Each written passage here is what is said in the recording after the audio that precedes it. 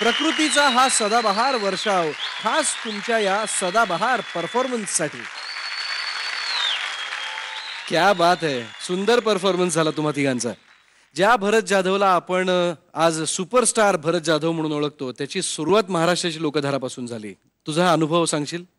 Superstar वगैरे हा शब्द फार त्याच्या जवळपास आपण कोणी जाऊ शकत नाही, आणि जो जात असेल त्याच्या मागे जर खऱ्या अर्थाने आशीर्वाद असेल तो आमच्या शाहिरी साबळे आणि संपूर्ण पार्टीचा, संपूर्ण ग्रुपचा।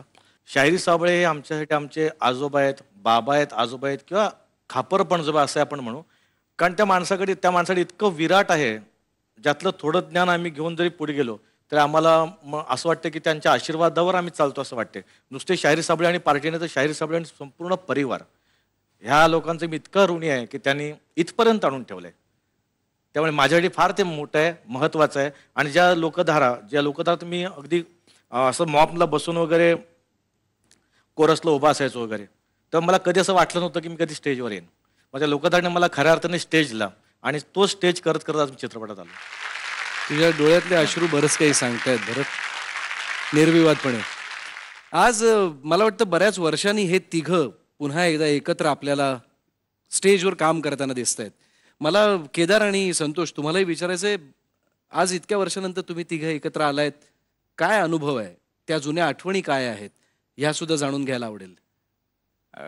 खूप बरं वाटतं, कारण लोकधारा पुन्हा होत आहे म्हटल्यावर सगळ्यांनाच माहिती होतं की भरत काय, अंकुश काय, जे जे या लोकधाराशी निगडीत होते सगळेच धावत येणार, कसली अपेक्षा न करता.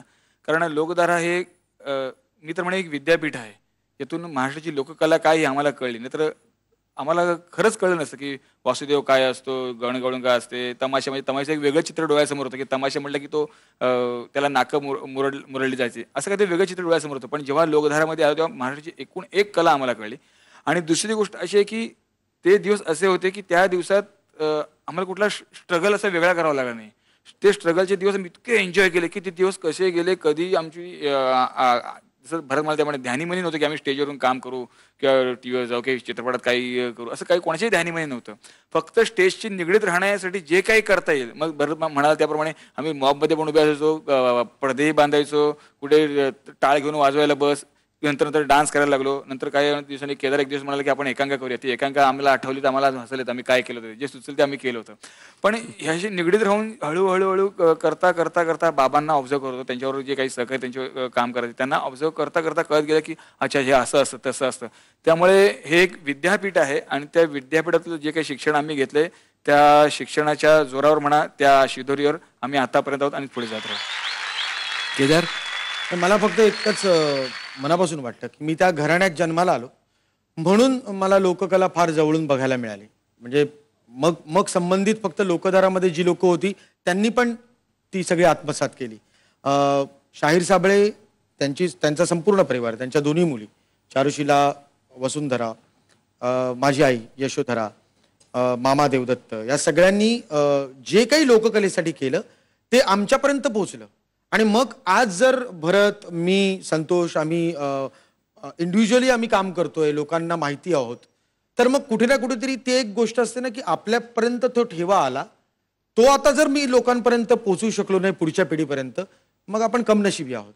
म्हणजे मला असं वाटतं की माझ्या नंतरच्या जनरेशननी फक्त लोककला म्हणजे लावणी एवढंच डोक्यात ठेवू नये, तर त्याच्यामध्ये पण वेगवेगळ्या गोष्टी आहेत. आणि या सगळ्या गोष्टी शाहीर साबळे आणि त्यांच्या परिवाराने केल्या 83-84 सालापासून.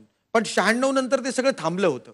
आणि मग 2012 मध्ये जर आम्ही आता या स्टेजला पोहोचलेलो असू तर मग आमचं कर्तव्य आहे. आणि झी मराठी, मी महत्त्वाची गोष्ट म्हणजे झी मराठीचे तर आभार मानीनच, मी रवीचे जास्त आभार मानीन की ही कल्पना एक डोक्यात आली आणि आज आम्ही इथे सगळे उभे आहोत.